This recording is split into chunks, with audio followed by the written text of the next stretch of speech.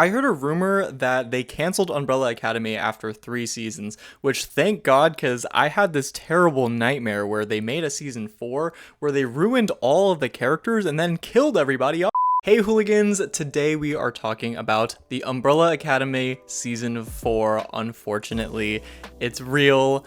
It is probably one of the worst seasons of a television show I've seen recently. It was genuinely unwatchable. It took me this long to make this review because I had to keep pausing the episodes and then just doing something else and then coming back like a day later. It was that bad to me. I feel like the writers on the show either were like underpaid or like they just all suffered from senioritis because they were like, this is the last season. I don't care. I really don't care. Let me get that paycheck and that's it. But yeah, my God, how the mighty has fallen, because the Umbrella Academy first season, I remember when it first aired, it was so refreshing, such a quirky new show. And then it got even better in the second season. It was like, wow. And then the third season, you know, it started to see the decline in quality, but we were like, okay, maybe they'll tie it all together in the fourth season. Mistakes were made. Okay, so as a reminder, the ending of season 3, they went into a new timeline and everybody lost their powers. But this plot point got pretty much just tossed away immediately, because essentially the group just finds Marigold lying around and then they drink it and they immediately get their powers back. And there's already a plot hole there, but I will talk about like all of the plot holes at the end of this video. But yeah, so they don't even spend a lot of time as these powerless people. You get like maybe the very beginning part of episode 1, but then they get their powers back immediately, and you know what, they barely used it. So you might as well have spent longer in the season having them explore what it is like living life without powers and then getting it back, because it would have been the same amount of usage that we saw in the season, which also makes no sense because they got power upgrades to the characters and it never paid off. It really did not pay off. They used it a little bit in episode 2, which was the best episode, I will say, because they all got together for a unified purpose to fight Jennifer, and they fought as a team, and they got to use their powers, and a lot of action happened in that episode, so I will say that was a good episode, but then everything else, it was not good. And then after episode 2, where they found and lost Jennifer, nothing happened. They just messed around for the rest of the season. I mean, Klaus fully went on a pointless side quest. A bunch of people went on pointless side quests. Just nothing happened after, until the very end when Viktor finally found Ben, and Ben was already merged with Jennifer essentially. And then that's it. So we could have jumped from episode 1, 2, and then all the way to 6. And it would have been the same outcome. The people who were in the cult in the Umbrella Effect under Jean and Jean, they were just essentially bodies to be killed off by the Umbrella Academy so that we have a little bit of action throughout the season. And at the end, when the big crowd of the cult members all got together in the city, I thought there was going to be some kind of showdown with them. No, they didn't get used at all either. I thought what they were going to do was have Klaus like summon an undead army, and then they would have an even amount of people to fight off the cult members. But no. And ultimately what failed about this season was that it's supposed to tie everyone's stories together and show that they are a family regardless of how dysfunctional they are. But they just kind of left out the family aspect of things and they just made them dysfunctional. So let's just kind of go through each character and just talk about how badly they've been ruined. Let's start with 5. He was consistently my favorite character throughout the 3 seasons. I think Aidan Gallagher is the perfect casting for this role. But in this season, it was just like, who is this person? I mean, I guess it is kind of difficult to remember him as that little kid because Aidan Gallagher has grown up so much, but that aspect of him where we're supposed to believe he's this old man trapped in a teenage body, I feel like that aspect has gone. He's supposed to be this guy who is kind of emotionless, who doesn't really care about love because he lost Dolores, the love of his lifetime. But I don't even want to talk about this, but the thing with Lila, brother. I'm sorry, it doesn't make sense for his character, first of all, because he dedicated his love to Dolores, at least in my opinion, and it doesn't make sense in real life either, because when he first started the show, he was like 13, at least in his teens, and the actress who plays Lila was obviously an adult, so that's like watching your little brother, who you work with, grow up old enough that you're allowed to kiss him, like, brother, ew. And they spent so much time with this relationship in episode 5, and this was only a 6-episode season, so like that a whole episode dedicated to that relationship was very wasteful. Also, 5's whole thing is like, I will do anything to save my family, bring them back to the timeline, but after he falls in love with Lila, which I still can't get over, he like is ready to drop everything. He's ready to drop the greatest purpose and just live out the rest of his life with Lila, which that goes against what 5 believes in. And of course, I feel so bad for Diego because he betrays Diego, and then he has the audacity to be mad at Diego and fight Diego. It's like, buddy, you are the one in the wrong here. You are a homewrecker. Okay, now let's talk about Lila. I actually really like Lila as a character. I think when she was introduced, she has a really unique set of powers, and I think in this season she was probably one of the better characters with a little bit more story. I mean, she kind of starts out as this mother who needs to get used to motherhood and parenthood and the mundane life of everyday regular life, but she wants to do something more with that, so that was kind of interesting. And then at the end, she kind of remembers that family is what's important to her, especially that she hasn't seen them in 7 years, and so then she kind of is ready to leave with her family and discard it for the greater good, kind of like what 5 did, but it makes more sense for Lila's character. Also, just going back to the whole 5 Lila thing, can y'all imagine 5 being the stepfather to her children? Brother, like 5 is physically barely an adult. Him taking care of those children, that would be so weird. Also, it would have been interesting to see Lila and 5 just form a really nice friendship and bond and like connect over being a family, since Lila was not a part of the original family. So that could have even been nice. What also could have been cool is if she talked to Allison about what it's like being a mother and trying to reach your goals that are beyond just normal day life, because they can relate on that, but they barely ever had any interactions besides like a hug here and there. Also, another weird part is, why did she develop laser eye powers? Like, her whole thing that made her unique was the ability to copy other people's powers. Maybe an upgrade could be that she is not only able to copy people's powers but also enhance it. But she got laser eyes of all things? What? Let's talk about Klaus next. He's also a fan favorite character, at least before. I mean, his story with Dave, I believe that guy's name was, that was peak storytelling. But this season, he's reduced to start off as a germaphobe. And then when he gets his powers back, he kind of regresses as a person. He goes back to how he originally was in season 1. He becomes a prostitute, albeit kind of forcefully. And then he spends a lot of time just buried underground, and he isn't even able to get himself out of the ground. He waits for Allison to come get him out of the ground. What I thought he was going to do, because he's immortal, I thought he was going to set the coffin on fire, burn the coffin, and then he would burn himself, but then he would obviously come back to life, and then he would be outside of the coffin so he could claw his way back out. But no, he just laid there until Allison saved him. And I'm so sad because Klaus is such a great character. He's gone through so many journeys, so many developments, and to see him end where he kind of started is just, it's just sad. And speaking of Allison barely got a story this season at all. She kind of just is a struggling actor now instead of being a successful one, and she has trouble with connecting with Claire sometimes, and that's about it in terms of her story. But her powers, instead of having to say I have a rumor, which is what made this character a unique character from other superhero comics, now she just becomes a glorified 11 or glorified Starlight. She has, or glorified Jean, you know, she has those very similar powers now. I would have loved to see her at least say I heard a rumor once this season, and she didn't do that. Wasted character.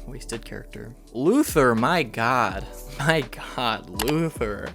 He has always been a joke. He's always been kind of the comedic relief, but I don't know why they keep pushing that, because he's not funny. They're like, haha, big gorilla man stripping, isn't that funny? No, it's not funny. You know who's actually more funny? 5, Klaus, Diego. They're all more comedic than him. He's constantly there making jokes and they're not funny. It's actually insufferable. It's ridiculous. He gets no story. He is just a stripper who finds that he has severe body dysmorphia because he hates the way he looks, and that's about it. They don't do any resolution. Also, what made him slightly more interesting before was his relationship with Sloane and Allison, but now he has nobody.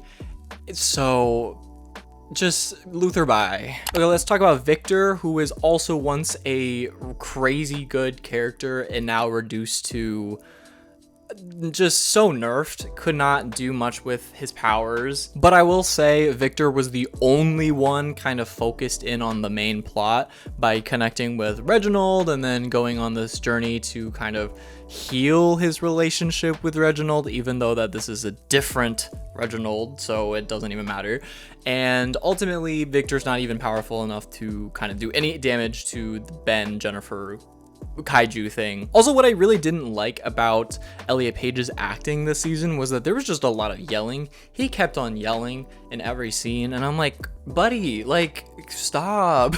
Calm down. Let's show a different range of emotions. I know Elliot Page is a good actor, but god, this season it was just a lot of yelling, and I was like, shh. Okay, let's talk about Diego. Why did they kept on saying he has a dad bod and that he let himself go when he's fully so beyond shredded? Like, he looked so good. He was probably more shredded than Luther. Is it because the joke is that, oh, he's a deadbeat dad now and all he does is drive around a truck and deliver mail? Like, is that the joke? Because it doesn't make any sense. He's perfectly fine, and he's not a deadbeat dad. In fact, he cares more about his family than Lila, clearly. He also didn't get much to do. I mean, this is the common theme between all of these characters, that they just didn't have much of a story. He did get a moment with Luther when they were fighting like the fake CIA people. That was cool. And his power upgrades were also cool, how he can like control the direction of bullets, but did he use that at the end? No. I also thought it was funny because when he was facing against the giant squid amalgamation thing, instead of throwing knives, he literally went head first, like he charged at the squid. I was like, what? Why would Diego ever do that? Okay, now let's talk about Ben and Jennifer, bennifer, if you will. First of all, Jennifer being introduced just to be a MacGuffin who has no depth, no anything. Why? Because it takes away from the other main characters. And again, if you know that this is going to be 6 episodes, why introduce another character to waste time on? Because she had no story, she had no chemistry with Ben. It's just like, it was so pointless. Also, Ben, they were trying to give him a lot more screen time this season and make him a lot more important. Maybe to like make up for lost time from previous seasons, because he was just relegated to a ghost. But it's like, he is not the original Ben variant anyway, so I feel like us spending time with this one just makes no sense, because he's not likable, he's an asshole, and why would we want to see more of this guy? Okay, Reginald and Abigail. You know, Abigail turned out to be a shapeshifter. They don't explain how that works. I'm guessing just alien magic technology, sure. And she wanted to fix things. She was the one who realized that the timelines are all messed up because Reginald brought her back to life by using Marigold or something like that. And so she feels responsible to kind of restore the original timeline. That's her whole motivation, but we barely spent any time with Abigail. We saw her maybe in like 3 scenes altogether. So it doesn't feel like a big reveal that what we got from her story. Rather, it was just like, oh, okay, like, I guess. Also, Reginald is supposed to be painted throughout these 3 seasons as the big bad. He is the mastermind all along, and he has had these plans for different timelines. And yet in this timeline, he's just basically any other old man. Like, he has no urgency, he has no smart plan. We don't see him as an alien at all, and ultimately Reginald and Abigail both just get eaten by the bennifer kaiju. And the last characters I want to talk about are Jean and Jean, who I feel like they were only included to be similar to Hazel and Cha-Cha, who, I mean, you just can't beat the charm of Mary J. Blige. I mean, let's be real. So they were trying to recapture that energy, but it just didn't work. Like, I love Nick Offerman. I love the other actress. I'm not sure what her name is. I think they are great, but I feel like this type of quirky energy didn't work for me. And also, if they knew that the cleanse would happen if Ben and Jennifer merged, why would they not have brought Ben and Jennifer together to begin with, right? Because when they hit the Umbrella Academy's car, they only took Jennifer, they didn't take Ben. So why wouldn't they have done that? And then they just like die really fast at the end. Abigail like kills them both. So they didn't accomplish anything. I mean, Hazel and Cha-Cha at least like put up a lot of fight with the Umbrella Academy. These people just died from Abigail. Okay, so now talking about the very end. So basically, nothing mattered because they all erased their existence, so nothing leading up this season ever mattered. And it's like, it could be a cute moment to see that, oh, we sacrificed so much, we were giving up so much in our own lives to erase the existence for the greater good. But it's like, we didn't see what was going on in your lives. We don't know you as characters anymore. You guys were just doing random bullshit. And so seeing like the marigolds bloom at the very end, it was like, okay, like, I feel no emotional attachment to this. Also, as a family, they still had a lot of unresolved tension, especially between Lila, Diego, and Five. Like, there's just so much unspoken tension there, and I'm sure they just killed themselves while still mad at each other. Like, that's not a satisfying way to go. You know, this ending could have been good if we really bonded with the characters, but it did the complete opposite. And a frustrating part to me was that this giant battle at the end wasn't even really a battle. It was just a giant kaiju wrecking the city, like we've seen in a million different other franchises. And you know, I could let that go if it actually put up a fight with the Umbrella Academy, but the Umbrella Academy just tried to use their powers and then they gave up because it doesn't work, so there was no fight to be had. My favorite part of the ending was actually like the behind the scenes photos from the cast members in the credits, because that reminded me of better times, of seasons that were not this season. Okay, now rapid fire, let's talk about the many plot holes in this season. There's so many plot holes that it looks like Swiss cheese. There were so many plot holes that it gave me trypophobia. But anyway, so where's Sloane? Where's Ray? They were gone. Where was Pogo? You know, he should exist in this universe, but he didn't. Why was Jennifer inside the octopus? They never explained why that happened. Also, at the very end, how did Lila's kids and Allison's kid survive if they never existed? Do they know who their mother is? Like, that doesn't make sense. Also, aren't there like 43 children with marigold powers? So what happened to them? Did they all get destroyed too? Or is it just the chosen Umbrella Academy that has to die? Speaking of marigold, I thought consuming marigold or touching marigold causes you to become pregnant, and that's how these children were born in the first place. But no, I guess for them it just restores their powers. Also, if Reginald killed Ben originally, then why didn't the ghost of Ben tell Klaus about it all those years ago? Also, at the end of season 3, we saw Ben was in Korea. What happened there? Also, why was Reginald an alien? Oh, and what did his alien species want? What did they do? Didn't get any of those answers. Also, when the Umbrella Academy all died, isn't Klaus supposed to be immortal? Or is this kaiju somehow able to go past Klaus's powers and kill him for real? Like, what? I'm sure there's so many other plot holes that I have not even covered, but those were just some that I noticed from the glaring issues in this season. Anyway, this kind of turned out to be more of a rant than a review, unfortunately, because I have almost nothing positive to say about this season. I choose to erase my memories, actually, from this season. So, Yeah. Oh, also, I totally forgot, but there's no dance scene in this season, and that it has always been like a viral moment for the Umbrella Academies, and has always been a big charm of the Umbrella Academy. So in terms of rating this season, I'm going to give this 1 out of 5 umbrellas. It was not good at all whatsoever. But now that my blood pressure is spiking, I'm gonna go cool off. Let me know your thoughts in the comments below. What is your least favorite thing about the season? Is there any redeeming quality about the season at all?